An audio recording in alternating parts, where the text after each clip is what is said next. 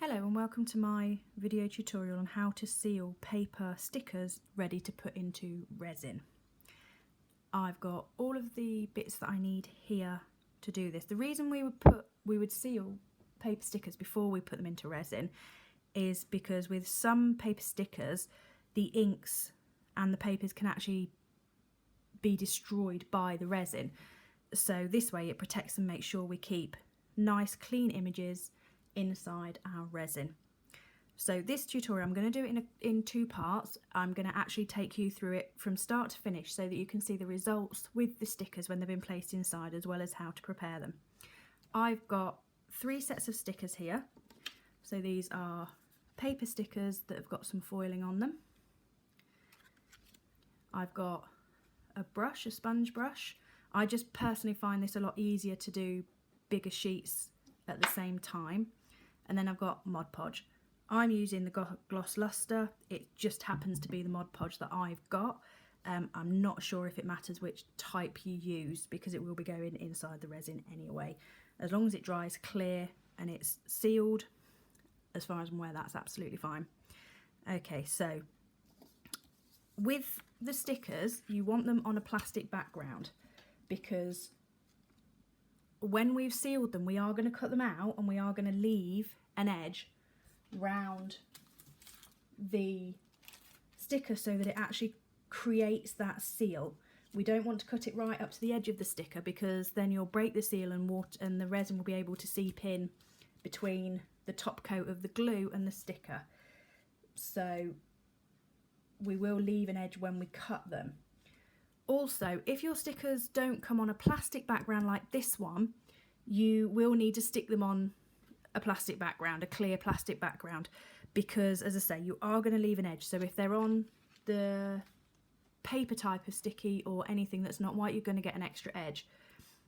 If you don't have acetate, one way of doing this is to actually use, this is a laminating sheet, laminating pouch that I've just put through the laminator just to seal it. And then stick your stickers onto here, and then you can use this as your base. Here are some that I've done that way. So these were all stuck onto laminating sheet and then cut out. So when I come to use them, obviously these are quite small stickers, so I've left them together so that they don't get lost, but I will cut round them once I've decided what they're going to go in. As you can see, you can see the brush marks on these, and this is partly why I wanted to show you how to do it all the way through to the end, because that doesn't matter. You won't see the brush marks once they're in the resin, but we're going to prove that theory by seeing one of the stickers being used from start to finish. Okay, so I've got my stickers. I'm happy. Again, if you wanted a bigger gap, if there's any that you think are going to be too close together that you're not going to be able to cut out, again, separate them, put them onto a different piece of plastic. I'm quite happy that all of mine have got enough of an edge that I'm going to be able to cut round to separate them. For any of the bits that I'm using today, I will put links into the description or of where I got them from, just in case you need any.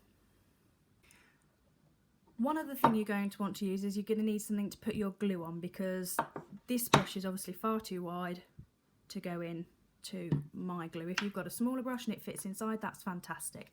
What I'm going to use is, this is just a glass coaster that I made some time ago that I'm just going to put the glue onto, because then I can easily wash it. I have used paper plates in the past before as well, just something that's easy to clean. With the paper plates, I just found that it was too wasteful because I was binning the plates after the use, whereas this one I can clean it. I could also put it straight onto my Teflon sheet, which is what I'm using at the bottom. I often work on Teflon sheet just because they're really easy to clean, they're durable, they take up to most things that I craft with without causing them a problem. But as I say, I'm going to use this. Okay, so I'm going to start by pouring some of my glue onto my tile. So I'm going to do this quite carefully because it is quite runny. I don't want lots everywhere. You don't need a lot of glue, and that's another reason why I like using the tile. Because I can then easily take off any excess and put it back into the pot when I've finished.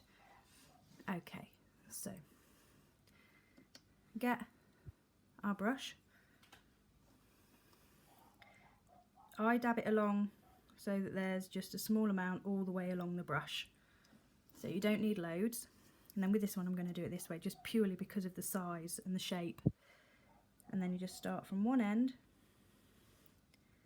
and move the glue along. Again, I'm using the Teflon sheet underneath, so it doesn't matter if any goes over. You don't want to do it in too thicker coats, sorry, because a few little coats is better. So as you can see, I've gone one way, but then I'm going to go the other way, and I'm going to go backwards and forwards, just because otherwise I've found that sometimes it doesn't go into all the little nooks and crannies of your stickers. So like between the bear's legs here, I want to make sure that it's all nicely coated.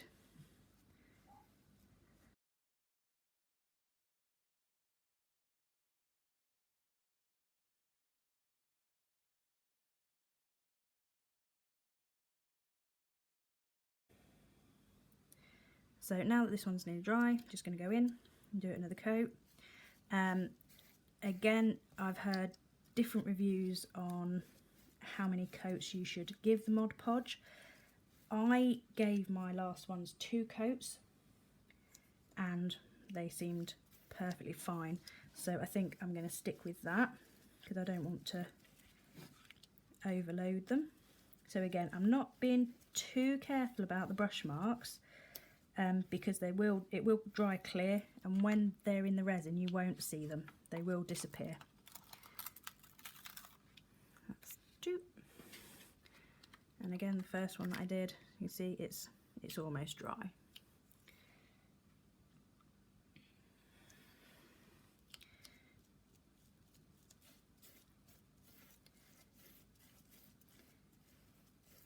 I actually find it quite therapeutic sitting just doing all the stickers, which is maybe odd, but I quite enjoy it. And I can be sitting here thinking about what other things might go with a certain sticker, what colours I'm going to put with it.